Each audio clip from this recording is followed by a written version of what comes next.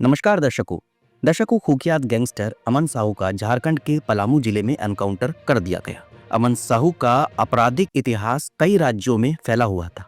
उसके खिलाफ रंगदारी वसूलने, हत्या और कई अन्य गंभीर अपराधों के 100 से अधिक मामले झारखंड सहित दूसरे राज्यों में भी दर्ज थे।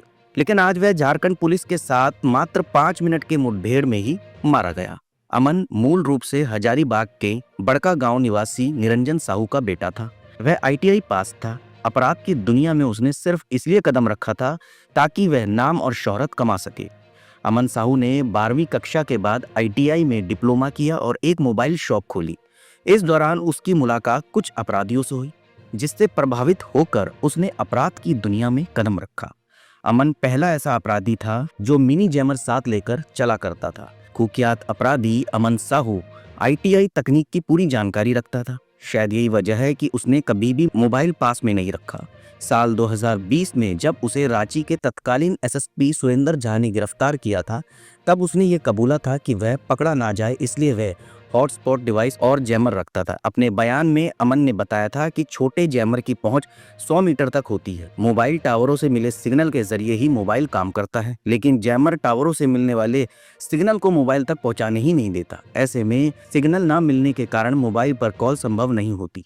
उस दौरान अमन ने बताया था कि बाजार में 6 से लेकर 25,000 रुपए तक के छोटे मोबाइल जैमर मौजूद है, जिनकी रेंज 10 से लगभग 100 मीटर तक होती है।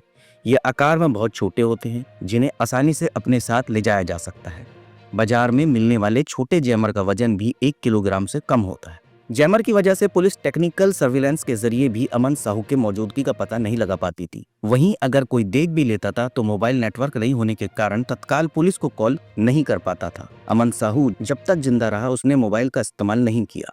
वह जानता था कि मोबाइल से पुलिस उसकी लोकेशन आसानी से पता लगा लेगी, इसलिए वह सिर्फ वाईफाई के जरिए जंगी जैसे ऐप का इस्तेमाल करता था। अमन ने अपनी आपराधिक गतिविधियों की शुरुआत के बाद धीरे धीरे अपनी गैंग बनाई और झारखंड, छत्तीसगढ़ सहित कई राज्यों में सक्रिय हो गया।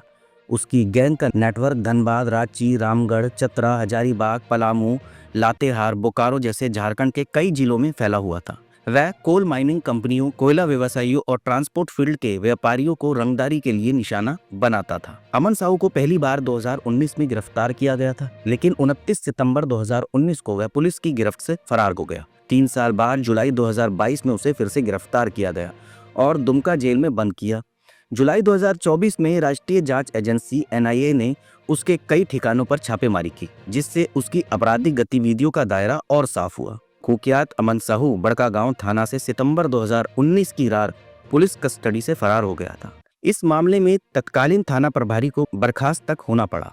अमन साहू पर रांची में रंगदारी और अपराध की योजना बनाने से संबंधित मामले दर्ज हैं, जबकि राज्य भर के अलग अलग थानों में 100 से भी ज्यादा मामले दर्ज हैं। अमन साहू धनबाद, रांची, रामगढ़, पलामू, हजारीबाग, चतरा और लातेहार जिले की पुलिस के लिए चुनौती था। हजारीबाग के उरीमारी, बड़का गांव, डाडी कला, गिद्दी, केरेडारी थाना क्षेत्र, चतरा जिले के पीपरवार थाना क्षेत्र, लातेहार जिला के चंदवा थाना क्षेत्र में कार्यरत कोयला कंपनियों, ट्रांसपोर्टरों एवं उद्यमियों से फिरौती की मांग करता था। फिरौती नहीं देने पर जान से मारने की धमकी के साथ साथ वाहनों को जलाने की भी धमकी वो देता था।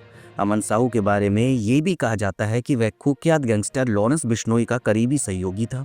सूत्रों के अनुसार अमन अपने गुर्गों को लॉरेंस को सप्लाई करता था और बदले में हाईटेक हथियार प्राप्त करता था। हालांकि इसका कोई प्रमाणिक सबूत अभी तक तो नहीं मिला है।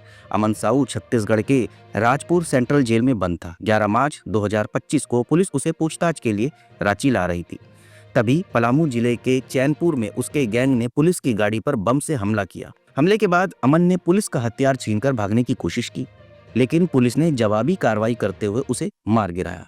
इस मुठभेड़ में एक पुलिस जवान भी घायल हो गया। अमन साहू को रांची लाने की जिम्मेदारी जिस टीम को दी गई थी, उसका नेतृत्व प्रमोद कुमार सिंह कर रहे थे। उन्हें झारखंड का एनकाउंटर स्पेशलिस्ट भी कहा जाता है। कहा जा रहा है कि पुलिस को आशंका थी कि अमन साहू को छत्तीसगढ़ से रांची लाने के दौरान कुछ भी हो सकता है, इसलिए इसकी जिम्मेदारी प्रमोद कुमार सिंह को ही दी गई। प्रमोद कुमार सिंह 1994 बैच के सब इंस्पेक्टर है। प्रमोद कुमार चैनपुर थाना प्रभारी भी रह चुके हैं। इस दौरान उन्होंने एक डकैत का भी एनकाउंटर किया था। पलामू में प्रमोद ने कई अपराधियों के खिलाफ कड़ी कार्रवाई की और इनके एक्शन से अपराधियों में खौफ था। इसके बाद उन्होंने अपने करियर में विभिन्न पदों पर सेवा दी और कई महत्वपूर्ण अभियानों में शामिल रहे। दर्शकों, मैं आपको एक बात और बता दूं, दिखने में ये सीधा साधा अमन साहू हजारीबाग के बड़का गांव का रहने वाला है। मैंने पहले ही बताया। इंटरमीडिएट की पढ़ाई के बाद उसने 2008 में पतरातू में मोबाइल की दुकान खोली। इसी दौरान वह कई आपराधिक गिरोह के संपर्क में आया और अपराध की दुनिया में इसने कदम रख दिया। अमन साहू पर झारखंड में 100 से ज्यादा आपराधिक मामले दर्ज हैं, जिसमें वह हत्या, वसूली और अन्य गंभीर अपराध में शामिल था। हाल ही में एनटीपीसी के डीजीएम कुमार गौरव की हत्या में भी उसका नाम सामने आया था।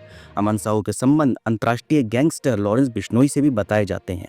माना जाता है कि वह इसे हथियार सप्लाई करता था, क्योंकि अमन साहू को हाईटेक हथियार का काफी शौक था और इसी वजह से वह लॉरेंस बिश्नोई से संपर्क करता था। हालांकि इस चीज की पुख्ता जानकारी तो नहीं है, पर यह बिल्कुल सच है कि अमन साहू 11 मार्च को पुलिस मुठभेड़ में मारा गया।